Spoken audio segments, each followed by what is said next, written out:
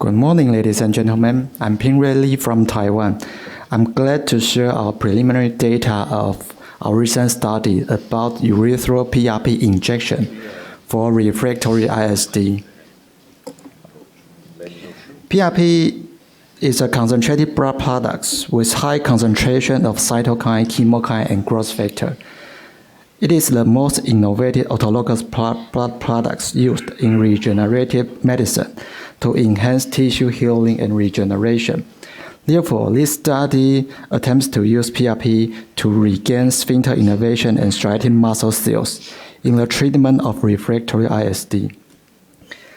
Patients diagnosed with ISD and SUI and failed conventional treatment were included. Those patients with bladder outlet obstruction, large PVR, and severe illness were excluded. Briefly, 50 millimeters of whole blood was withdrawn from peripheral vein, and 5 millimeters of PRP was obtained after 2 steps of centrifugation. PRP was injected into 5 points of the external sphincter circumferentially, and the procedure was repeated every 1 month for a total of 4. Our primary endpoint include change of VAS of SUI and GRA. Any progress based on the change of VAS of SUI was considered improvement, and the post-operative GRA greater than or equal to 2 points was considered successful. We applied this new classification of SUI in this study. It was modified by the STEMI grade of SUI that persistent urine leakage was under 10 and complete dryness was under 0. Although it was not yet validated, this new classification of SUI could reflect the situation of SUI more precisely. There were 24 patients recruited in this study with mean age of 68 years old. 20 patients were male and 4 patients belonged to non-neurogenic SUI. Among all these patients, half of them presented with moderate VAS of SUI and the other half was severe.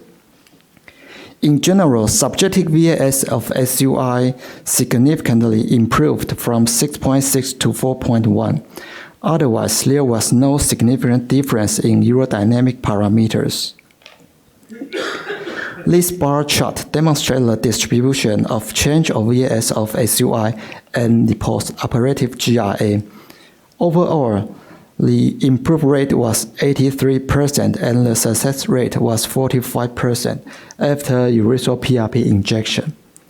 In subgroup analysis, there was a trend that both of the improved rate and success rate were lower in neurogenic group, while the difference was not yet significant. The urethral PRP injection was safe and no acute complications found. However, 2 patients were found to have urinary tract infections during follow-up.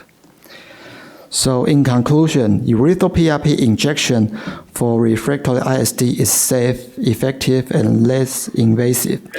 Subjective VAS of SUI significantly improved after the treatment. However, urethral PRP injection in neurogenic SUI patient does not appear to be as effective as non-neurogenic SUI patients. Thank you for listening.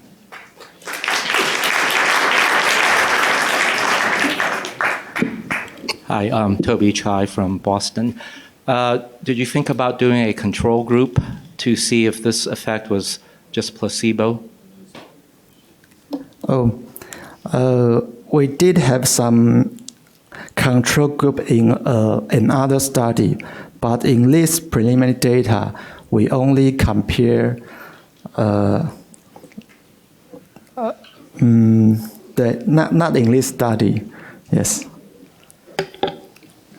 What do you think is the working mechanism? How does it work? PRP plays a role as modulator during physiopathological process of inflammation and regeneration by release of the growth factor, cytokines, and chemokines, and which has proven to promote revascularization, differentiation, restoration, and proliferation. So our hypothesis is to promote and regain the innervation and sphincter seal by urethral PRP injection.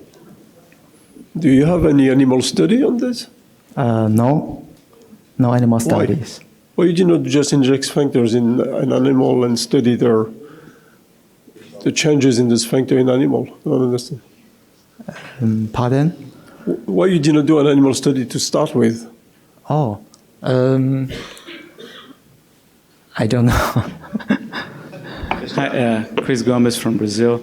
I'm not sure I understood your primary outcome measure. It seems to be a new one, something that you came up for this study. It's not validated. Yes. And as other people have asked, you seem not to have a control group. Yes. So you have a study with no control group, and you're not using a validated measure like a PET test or some type of a validated questionnaire. So could you explain why you chose this outcome measure?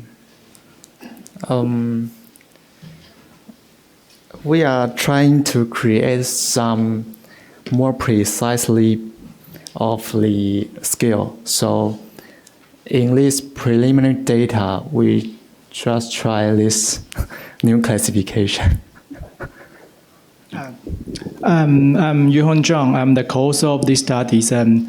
About the role of PRP in these patients, I think that according to our study, it really works, but it's not good enough to show the dry rate. And I think that currently PET test is quite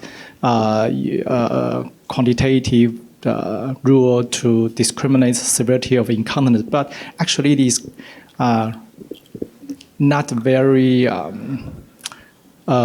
convenient to use in clinics. So outpatient clinics, we try to design this more easier and more useful scale to try to replace the current STEMI grade, and the validation work is preparing. Yeah. Are you happy with the results? Meaning, do you continue this research? And what will be the next step? Yeah, I think the next step is there are for PRP. PRP have been widely used in the other regenerative field. For example, medicine, sporting medicine, rehabilitation. But in that fields, do more and know a little. But it is quite safe because it is autologous and economically more cheap. And I think that in our preliminary data, it is really safe and effective, although not very well. Now, in the next step, we will try to perform the randomized control trial to find the effect and to try to control the parameter about the PRP preparation, injection techniques, and the dose. Yeah. Perhaps try some animals before. Cristian Cabrero from Argentina. I have a question. Did you say that the follow-up was about 1 year? Just 3 months after the last injection. There is repetitive injections, so you use more than one injection? Yeah, I think that... in every patient, you use was and more injections. So maybe that it's only an act of vulcanation. Can it be possible?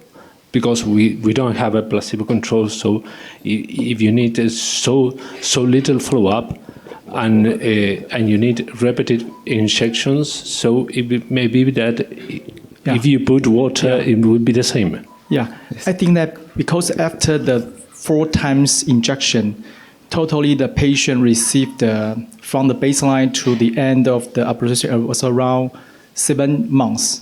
7 months. So it is quite, I think that the placebo effect is minimal. And actually, you can get the feedback from the patient that he will got the improvement around 1 to 2 weeks after the injection. And it makes sense that the regeneration function from the PRP was the begin from 1 to 2 weeks after injection, because it's just like a process of the wound healing, wound repair, and the regeneration started after 1 to 2 weeks after injection. So actually, I think that there may be some placebo effect but currently the patient received the 7 months observation. I think that the placebo effect is minimal. Yeah. Well, thank you. Okay. Thank you. Thank you. I would like to thank all the presenters and the audience for this presentation. I want to close the session. Thank you very much for everybody.